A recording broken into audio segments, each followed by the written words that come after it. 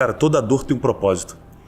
A gente pode até sofrer com a dor, porque o ser humano às vezes não está preparado, não está treinado para lidar com a dor. Eu entendo, eu não julgo. Mas só que toda dor tem um propósito.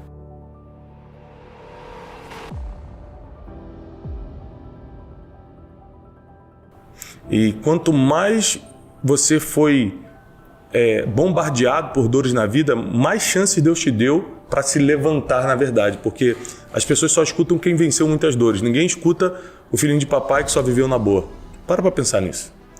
Todo mundo quer saber das tuas superações. Você venceu o que na vida? Sim. A tua autoridade vem pelas dores que você venceu. Sim. Então, a gente pode até interpretar como sofrimento, mas o que você chama de sofrimento, Deus chama de treinamento. Toda dor é um treinamento para você poder virar autoridade em alguma coisa. Então, eu entendi muito sobre a dor nesses últimos meses, nesse último ano. Nesses últimos tempos também, eu entendi, comecei a valorizar muito a saúde física, coisa que você fala muito. Porque chegou um tempo que eu estava trabalhando tanto que meu corpo começou a parar, minha mente começou a embaralhar e também nessa... É mesmo? Embaralhar? No sentido de eu estar mais cansado mentalmente do que fisicamente. Sim. Eu ter dormido 7, 8 horas numa noite e acordar cansado. Sim. É a mente. Sim. E também eu escutei uma coisa do médico que cuidou da última semana da minha mãe. Ele falou o seguinte: se ela tivesse cuidado um pouco mais da saúde, eu acho que ela saía dessa. Aquilo ali mudou muito minha vida. Porque minha mãe fazia coisas do tipo, ela tinha glicose alta, mas comia doce escondido da gente. Então, ela tentava manter a saúde, mas dava um jeitinho, sabe? Ela dava um jeitinho de fazer o que ela queria. E aí eu decidi, aos 40 anos de idade, na época, né, vou fazer 42 amanhã, né? Então já tem 2 anos. Que legal. Aos 40 anos de idade eu decidi que eu ia cuidar da minha saúde para, se for a vontade de Deus, eu viver no máximo que Ele me permita. Eu não quero partir dessa terra porque eu me descuidei. Eu vou partir quando Ele quiser. Então a minha parte eu vou fazer. Comecei a me alimentar melhor, comecei a fazer exercício físico. Isso me trouxe muito mais disciplina. Em outras áreas? Lógico. Em todas. As pessoas não têm ideia de como você se disciplinar numa coisa pode trazer disciplina em todas as outras áreas. Meu humor mudou muito para melhor, a disposição de fazer as coisas, a autoestima muda, então você consegue se expressar melhor em algumas situações. Eu acredito que lidar com a dor e a importância da gente cuidar do corpo, porque uma coisa que você sabe que a minha formação é teologia, então eu sempre recorro ao que eu conheço. O corpo na Bíblia, ele não tem uma função muito poderosa. Ele simplesmente é o transporte da alma. A alma na Bíblia, que são nossos sentimentos, nossas emoções, nosso intelecto, nossas memórias, é muito mais importante que o corpo. Então, houve uma tendência religiosa a não colocar foco no corpo, porque afinal de contas a alma é mais importante e realmente é. Só que quando a gente tem a interpretação, quando a gente tem essa luz de que o que adianta a alma estar alimentada e o corpo deficiente, se o corpo é o transporte da alma? Então, eu fiquei muito mais atento à saúde física quando eu também entendi. Se eu quero que a minha alma ajude mais pessoas, ou seja, eu preciso dar vida a ela, e o que dá vida à alma é o corpo. Sim. Então, eu comecei a cuidar mais do corpo também. Nesse último ano, né, Bruno, você passou uma situação complicada com o teu corpo, né? Um dia...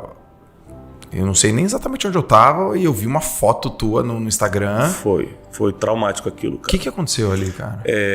Eu nunca tinha tido problema de saúde na minha vida, né? Eu tive 2 recentemente. Um foi uma crise de rins, que depois a gente veio descobrir que o provável fator foi emocional, porque foi logo depois da morte da minha mãe. E isso me trouxe uma crise de rins muito séria. Eu tive que operar 2 vezes na mesma semana. Eu nunca tinha tomado anestesia geral na vida, pra nada. Eu nunca tinha dormido no hospital. Sim. Com 40 anos de idade. Eu ia no hospital pra fazer exame normal só. Sim. Fui, cara, tive que ficar internado, tomar anestesia geral, operar 2 vezes na mesma semana, ficar com catéter. Foi uma coisa assim bem traumática pra mim. Passou um tempo. Eu comecei a cuidar da saúde. Falei, não, vou cuidar da saúde. Comecei a treinar. Um dia treinando, eu comecei a sentir um mal-estar, senti que o coração acelerou e não voltava ao normal. comecei a suar frio, aí corri para casa, estava na academia, corri para casa, tentei segurar, deitar para ver o que era, não melhorava. Quando eu fui para o hospital foi uma arritmia cardíaca aguda. Meu coração ele saiu do ritmo e não queria mais voltar para o ritmo. Sim. E eu fiquei 10 horas em arritmia. Os médicos já estavam assustadíssimos, já tinham tentado de tudo que é medicação na veia, estavam partindo para cardioreversão, que é aquele choque no peito, ou uma operação. E aí eu lembro era a madrugada toda eles tentando reverter isso, eu ficava assim, eu só tenho 41 anos, vocês não podem me operar o coração. Eu ficava tentando argumentar, tava com sono, tava cansado, tava cheio de remédio. Eu falei, como é que vocês vão me operar o coração? Eu só tenho 41 anos. E ali foi um acidente, não teve muita explicação, a não ser, é claro, eu tive que parar, estava tomando pré-treino, que acelera muito, cafeína, aí cortei isso, mas ali eu refleti muito sobre a vida, Joel. Sim. Se eu tivesse partido ali, eu teria cumprido meu propósito. Se eu tivesse partido ali, meus filhos estavam sendo preparados para viver sem mim. Depois desse fato, eu comecei a preparar meus filhos para a vida, assim. Eu sempre ensinei meus filhos sobre tudo, mas nunca preparei para a vida como eu estou preparando agora depois desse caso. Sim. Sabe, deles se amadurecerem, deles tomarem boas decisões. Então, assim, tem um versículo em Eclesiastes, que é um livro de Salomão, na Bíblia, que diz o seguinte: é melhor o dia do enterro do que o dia do nascimento, porque no dia do luto você conhece o fim de todos os homens. E há poucas semanas atrás, 2 semanas atrás, a gente teve mais uma perda na família também, foi a minha sogra, a mãe da Janine, e foi muito difícil pra gente, porque minha sogra era muito presente, cuidava das crianças, era uma super vó e tal, e perdemos por um câncer. Ela lutou muito, mas essa doença é inexplicável, cara, o que faz no corpo do ser humano. E no dia do enterro, eu parei para pensar nisso. Quem pegou ônibus, quem pegou avião veio de outra cidade. Quem parou sua vida para vir aqui num momento de dor. E eu comecei a ver que todas as pessoas que fizeram algum esforço para estar ali chorando o último momento eram pessoas que ela interferiu na vida da pessoa, ajudando de alguma forma. Então tinha várias amigas dela que me abraçavam e falavam assim: olha, eu vim do Rio de Janeiro, sabe por quê?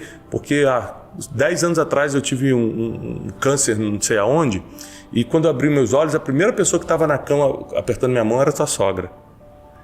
E aí aquilo caiu mais uma ficha para mim. Quanto mais eu interferir positivamente e presencialmente na vida de alguém, mais eu estou criando o meu último dia.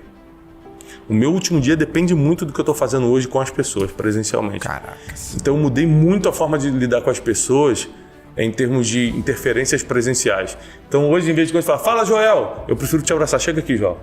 Isso começou muito recente. Sim. Eu quero ter uma interferência pessoal na tua vida e na vida de quem eu puder, porque o nosso último dia depende de quem a gente está abraçando agora. O que Brunet, a morte da sua mãe te ensinou? Essa dor que você falou que ela tem um propósito, essa dor específica da tua mãe te ensinou o quê? No caso da minha mãe, eu acho que o mais forte que eu aprendi é você nunca pode estar devendo nada para ninguém. E no último dia que a gente estava lá enterrando, eu lembro de beijá-la ali no caixão e falar: mãe, você está partindo sem eu te dever nada. Nunca devi um eu te amo para minha mãe. Todas as vezes que ela me ligava, todas, eu falava eu te amo. E às vezes ela ligava brigando, porque relação de filho e mãe é normal como de todo mundo. Às vezes ela: Thiago, você não fez isso, você falou que ia vir aqui. No final é sempre eu te amo. Eu nunca deixei de atender uma ligação. Eu nunca, desrespeitei. Então, eu acho que uma das coisas que eu mais aprendi é o alívio que dá quando você perde alguém sem estar devendo nada para ela. Sim. E aí eu coloquei isso como um princípio na minha vida. Eu não vou dever nada para ninguém emocionalmente. Se a pessoa é uma pessoa de honra, eu devo honra. Inclusive está na Bíblia. A quem imposto, imposto. A quem tributo, tributo. A quem respeito, respeito. E a quem honra, honra. Então, eu devo a pessoa na medida do que ela possui. Se ela possui respeito, eu devo respeito a ela. Se ela é uma pessoa que eu devo honra, e nós temos biblicamente 5 pessoas que obrigatoriamente nós temos que honrar: Deus, as autoridades, quem nos ajudou, pai e mãe, e a quem tem honra. Então, por exemplo, se você é uma pessoa que tem resultados extraordinários, você tem milhões de seguidores, vendeu milhões de livros, fez não sei o quê, pronto, você tem honra. Então, mesmo que eu não goste de você, biblicamente eu te devo honra. Sim. Se você passa por mim e fala, ô Joel, eu tenho que te tratar daqui para aí. Sim. Porque você tem honra. Então, biblicamente é assim que funciona. Deus. Então, tem gente... Deus, Pai e pai e mãe, autoridades. Autoridades. Você fala autoridade, professor. Autoridade constituída, qualquer autoridade. Se o policial mandar você parar naquele momento, ele é autoridade. Teu professor, o cara do estacionamento, no momento que tá guardando teu carro, é uma autoridade ali. A aeromoça no avião é uma autoridade sobre você. Ou seja, toda autoridade constituída, a Bíblia diz, foi levantada por Deus. Sim. E às vezes a gente não quer respeitar porque a gente não gosta. Mas só que princípios valem mais do que sentimentos. Então não é porque você não gosta do teu pai porque ele te abandonou, da tua mãe que falhou contigo, que minha mãe é narcisista, não sei o quê. Não é por causa disso que você vai desrespeitar. Porque honrar pai e mãe, por exemplo, não é se você gosta do teu pai ou da tua mãe. É honrar como princípio. É por isso que muitos casais se separam. Porque eles acham que o amor é apenas um sentimento. E biblicamente, o amor não é só um sentimento, ele é um mandamento. Então mesmo no dia, eu tenho 18 anos, que eu vou fazer 18 anos de casal com a gente, mesmo no dia que a gente não estava se amando, porque em 18 anos muita coisa acontece que você fica sem amar um tempo, a gente continuou guardando o mandamento, mais do que um sentimento. Então princípios valem mais do que os sentimentos. Quem seguia por sentimento acaba quebrando um monte de princípio. Exato. E aí vive a vida com o resultado que tem hoje. Porque as emoções são passageiras, mas as decisões são permanentes. Boa. Então você, numa emoção passageira, tipo, eu tô com ódio do meu marido porque ele fez isso. Você toma uma decisão tipo, vai embora. Que daqui a 2 dias o ódio vai diminuir, a raiva vai passar. Você fala, não devia ter feito isso, mas ele já foi e já tá com outra pessoa. Entendi. Então, emoções são passageiras, decisões são permanentes. Você não pode tomar decisões quando está dominado por uma emoção.